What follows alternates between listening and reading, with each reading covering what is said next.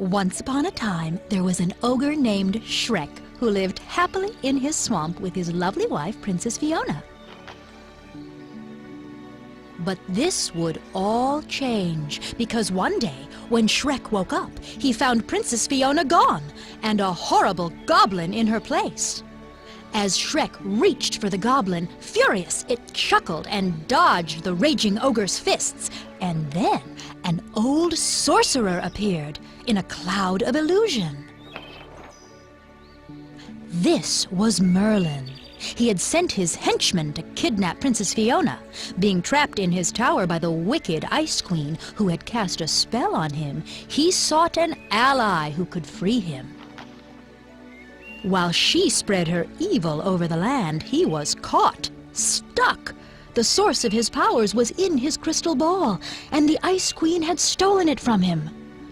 Shrek was furious. "What does this have to do with me and Princess Fiona?" he said. "Give her back to me!" But Merlin only laughed. "Not until you do me a favor, ogre." Merlin was too weak to deal with the Ice Queen from his tower, and his henchmen wouldn't stand a chance against her. But Shrek would. "Find the Ice Queen and get me my crystal ball," Merlin said. "Then you will get your Princess Fiona back, and I will be free." They both knew Shrek had no choice. "Follow the trail of snow and ice," Merlin said before he vanished. "It will lead you to her." Shrek put the candles out and locked the door, and ventured into the woods close to his home to begin his search for the Ice Queen and Merlin's crystal ball.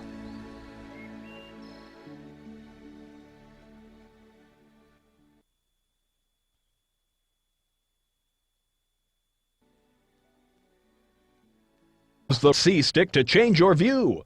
Press the Z button to get a closer look. Okay, meet me at the ogre training pits.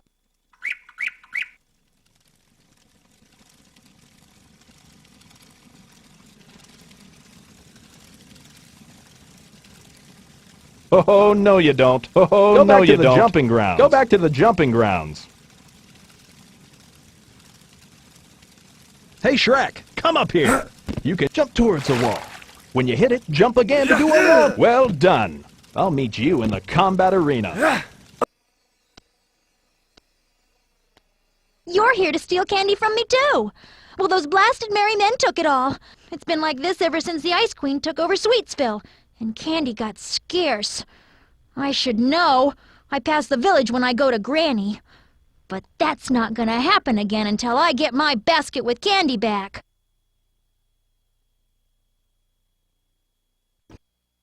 Shrek found Little Red in the woods, and she was very upset, to say the least.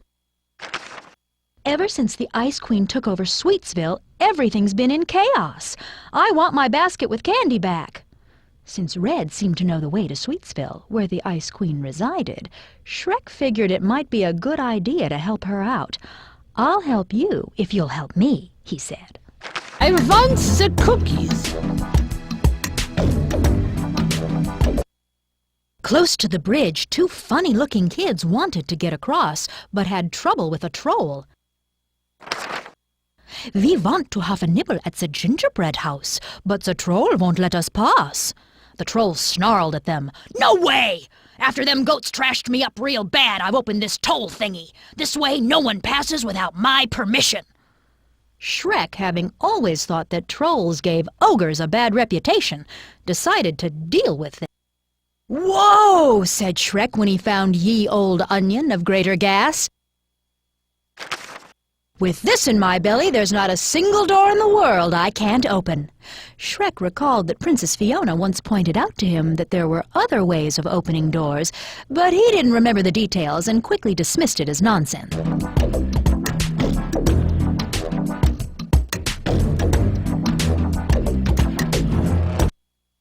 "This must be Red's basket," Shrek thought. "Now, where's the candy? I need to fill this with the goodies before I give it back to her." But most likely the merry men had spread it out all over the woods. "Better get going then," Shrek said to himself. "Night falls," said Shrek to himself. "Those blasted guards have fallen asleep." No wonder the Ice Queen can do as she pleases with these lazy sods around. His eyes drifted to the twin bell towers not far from the clock. Maybe I should give them a good old-fashioned ring. That should wake them up.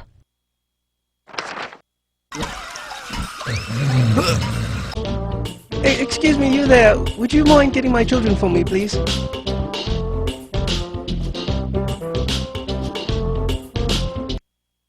As Shrek approached the nest of the great gander, he saw that something was wrong. "My egg kids have been tricked by that wicked Humpty Dumpty character," the gander explained. "He's teaching them how to fall off walls." Shrek frowned. "Really? I'll get them and put them back in your nest in no time. Kids shouldn't be running around with eggheads at this hour anyway."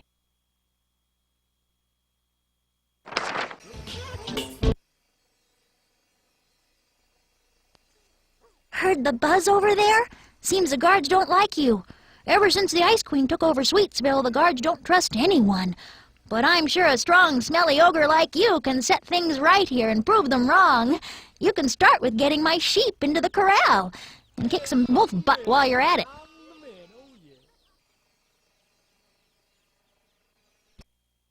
Bo Peep was just as charming as Shrek had imagined.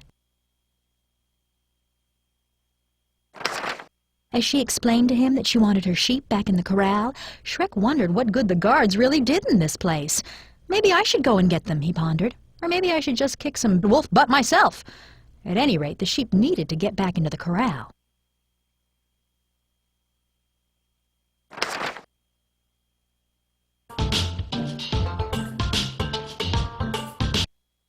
"Blasted dancing cow," Old MacDonald muttered when Shrek approached. He turned to the ogre. "Since you're here doing nothing, could you get that darn cow over here? She appears at nightfall. Punch the big clock in the tower and you'll see what I mean." The farmer gave Shrek a word of advice. "Give her some gas in the face and she'll follow your lead, no doubt." Hey, who are you? Another one of the Ice Queen's minions? Don't think that we'll cooperate in any way. We resist by taking pride in doing a sloppy job, and forget about sales of chocolates. Sweetsville's greeting to Shrek was not very sweet at all. "They're in trouble and fear the Ice Queen," he thought, "and I wonder who that Frankendrop guy is that they talked about." He looked at his fist, considered his new super punch move, and grinned. "If he shows up, I'll give him a load of this."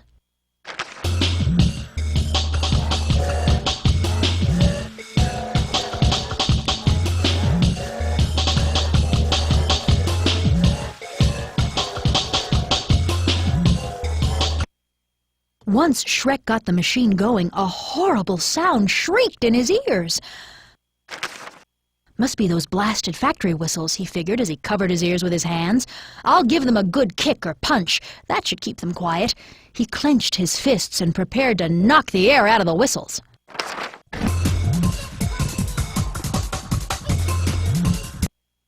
Bang! Something hit Shrek in the head. "Hey!" he yelled. "You come back here!" A gumdrop punk ran away giggling, a slingshot in his hand. Shrek growled. "I'll kick them into the cement tubes and flush them down for good." Luckily, this park had both a cement tube and a flushing unit for this particular purpose.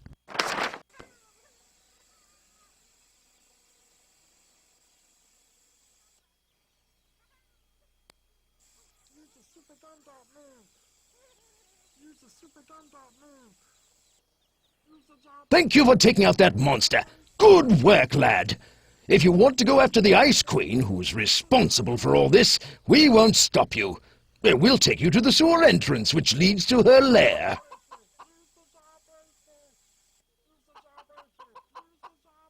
Be careful, though. She used to be in league with Merlin until she betrayed him. So she's very powerful. Good luck, ogre. The final ice cream guard bit the dust. "Hurrah!" the workers shouted. Hey, if you can escort us to our positions, we can surely help you get inside the Ice Queen's lair. How about it, ogre? Shrek shrugged his shoulders and sighed. "Okay, but one at a time," he said. Welcome, Ogre. I'm surprised that you got this far. This is as far as you get, though. The sewer vents are overheating, and when they reach maximum pressure, who knows what will happen. Shrek fixed the final valve. Nicely done, Ogre, he said. Now, if you're serious about meeting the Ice Queen, we can open the door for you. Now that we're in position and the system works, you just go to her lair and we'll do the rest. Shrek, thinking of Princess Fiona, replied, I don't have a choice, do I?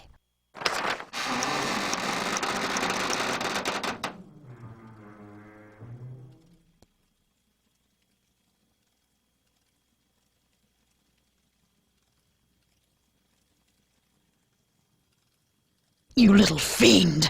You turned off all the vents, and now you think you're here to collect Merlin's crystal ball? Well, think again, Ogre.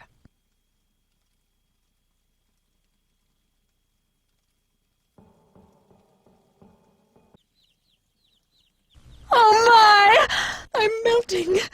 And it's all your fault, Merlin! Perhaps you can avenge me. There seems to be more to you than meets the eye. If I tell you where I hid the crystal ball, will you defeat Merlin for me when you get close to him? You would take your revenge on him for taking your Princess Fiona. I hid the ball at the Blue Dragon's castle. Dragon's breath is the only thing that defeats Merlin. Go there, and you'll find both the crystal ball and Dragon's breath.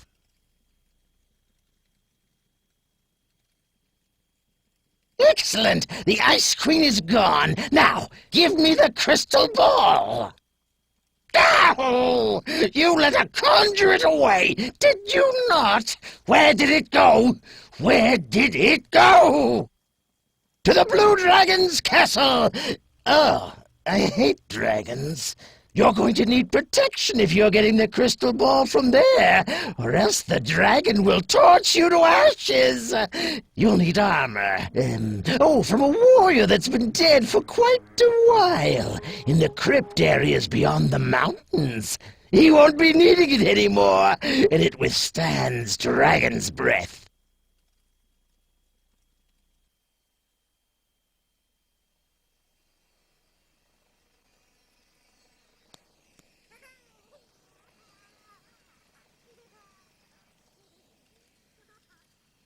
Hello, I am Jorm, and I have watched you.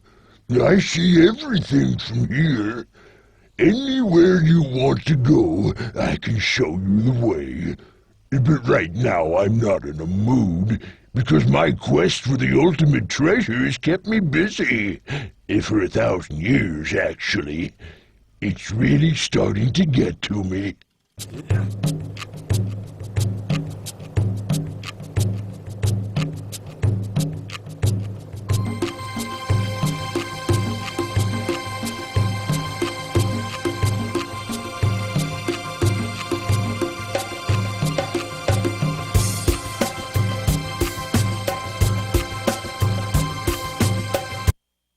The giant Jorm could probably help Shrek find the magic armor, but he needed his treasure first. If anyone knows anything about treasures, it's a leprechaun. At least that's what Shrek thought. But the leprechaun kept disappearing whenever Shrek got close. Bring me some luck, lad. I know 3rd time's the charm, but 4 is even better. Shrek scratched his head. What on earth did that mean?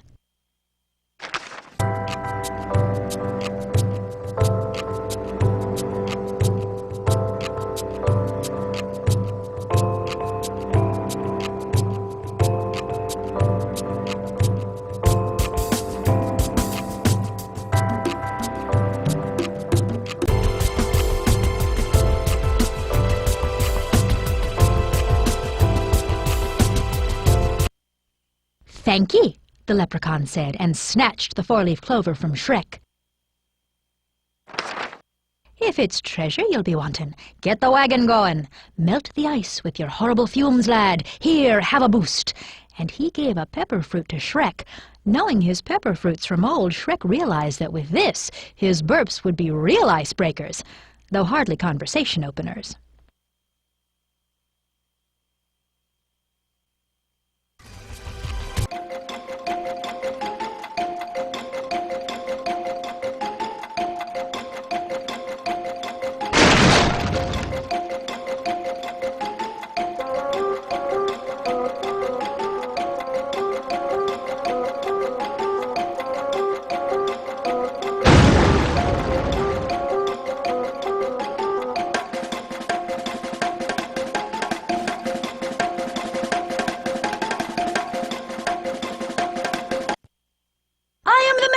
done! Shouted Shrek over the wind. The minecart had smashed open a part of the mine that released jets of updrafts. Watching them closely, Shrek figured that a few daring jumps would probably take him over to that very exciting-looking pillar where the pot of gold rested. "I'll jump these streams in no time," Shrek said, and prepared for a leap of faith.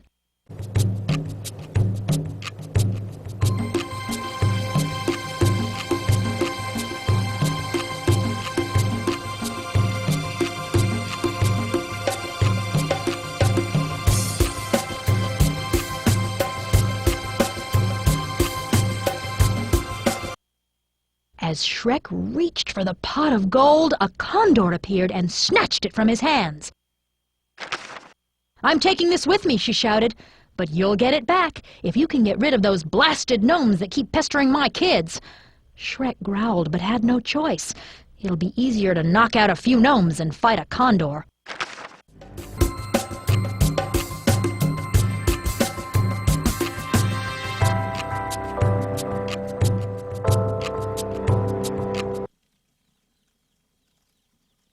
Ooh, is that for me? Are you sure this is for me? The pot at the end of the rainbow. Oh my! Well, since you've been such a good lad, I will show you the way to the crypt that you're seeking. Just go that way.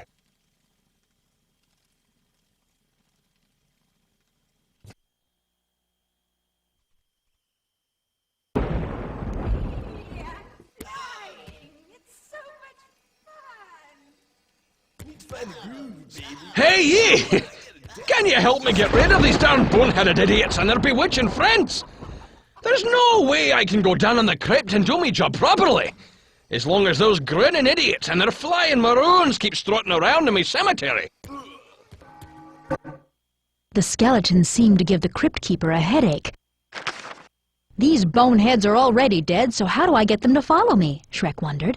"They don't listen to reason, and punching some sense into them won't help. They say music calms the wildest beast. Maybe if they were mellower, I could lure them into the church up there." The church door closed, trapping the skeletons inside. It didn't take long until the 4 witches appeared. The Wicked Witch from the east, the even more wicked witch from the west, the incredibly wicked but lesser-known witch from the north, and the ridiculously wicked and not heard of at all Wicked Witch from Southamptonshire. "I'll just gas them off their brooms and give them a punch," Shrek mused, eager to get down into the crypt.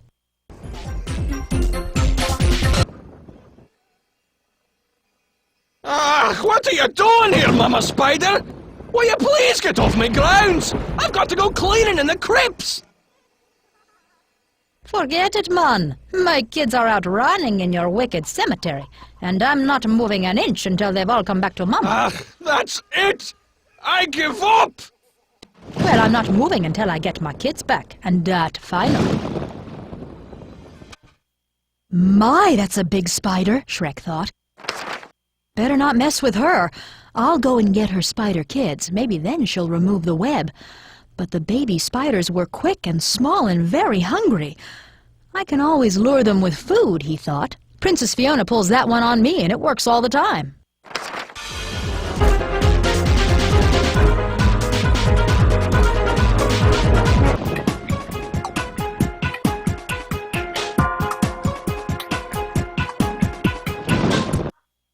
Shrek saw the armor, but he couldn't reach it.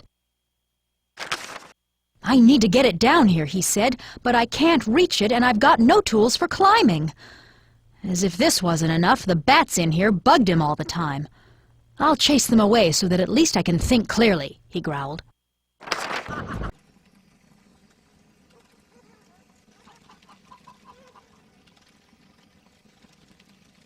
Well, you look like another disturbance in my miserable life.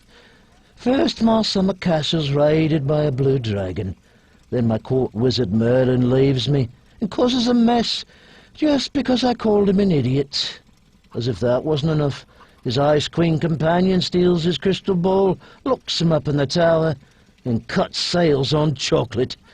If you're no use to me, then leave at once.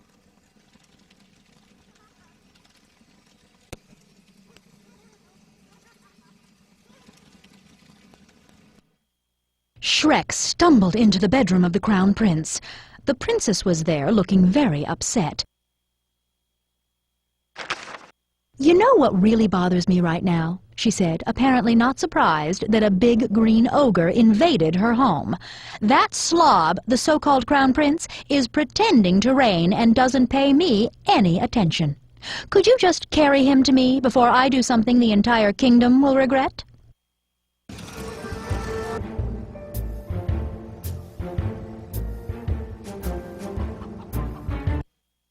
Once united with the princess, the prince turned friendly, but he was worried.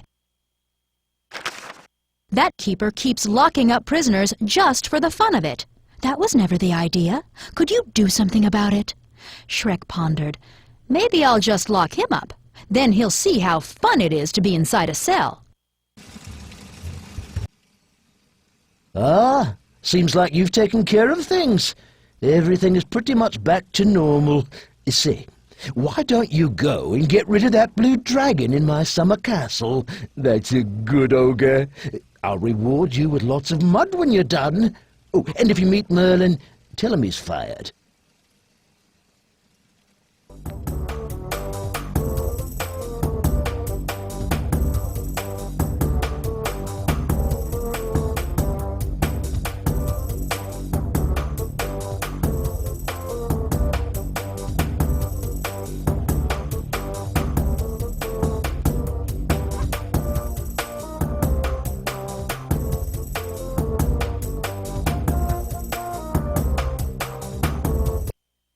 Shrek entered the castle and saw a dragon soaring up in the sky. That must be the blue dragon. "How am I going to get him down here?" He thought for a while. Fire should do the trick. All dragons like fire, right? Right. Only thing was, where and how could he get enough fires burning to lure the dragon down to him? "Stop that!" Shrek shouted when one of the rogues around the area shot an arrow at him. "We'll keep bugging you until you've done something about those baby dragons that keep bugging us. They breathe fire." Shrek growled. "Put them out with water, then." The rogue shouted back, "Do it yourself." Meanwhile, all the fuss seemed to make the giant dragon even more annoyed.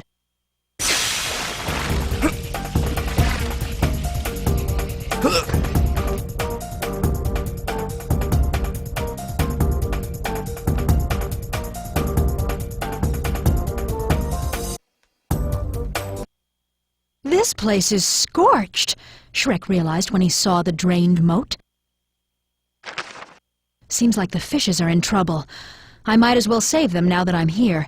He figured they needed to get to water of some kind. The dragon seemed annoyed with the fishes twitching too.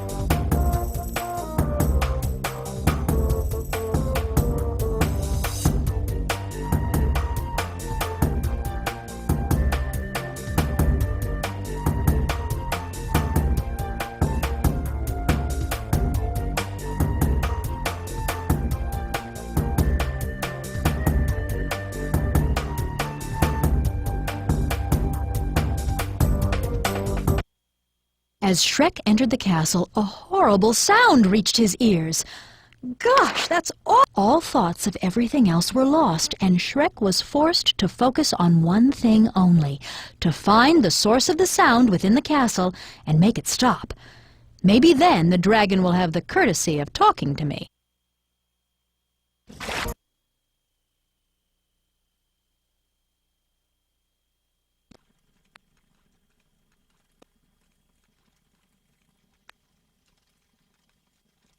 You are here for the crystal ball, I assume. I do not understand why the Ice Queen conjured it here in the first place. I never liked her. But of course, she was better than Merlin. They've been close friends since childhood, you know. But after a while, the Ice Queen thought that Merlin held her back and didn't give her enough space to nurture her own viciousness. So she stole his crystal ball and locked him up.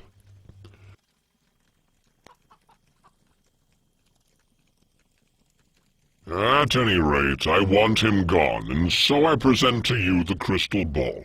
The only way which you'll ever get close to him. Also note the dragon's apple I am giving to you. Eat it before you meet him. It will give you the ability to breathe dragon's fire for a short time. You'll smell bad much longer, though. It gives an additional meaning to the concept of dragon's breath, don't you think?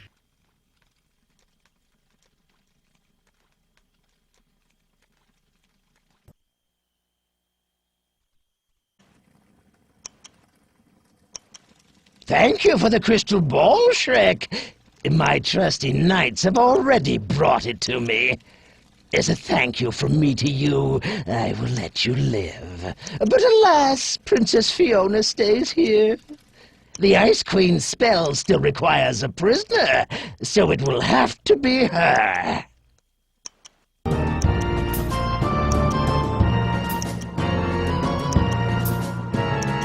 Oh! Didn't see that coming.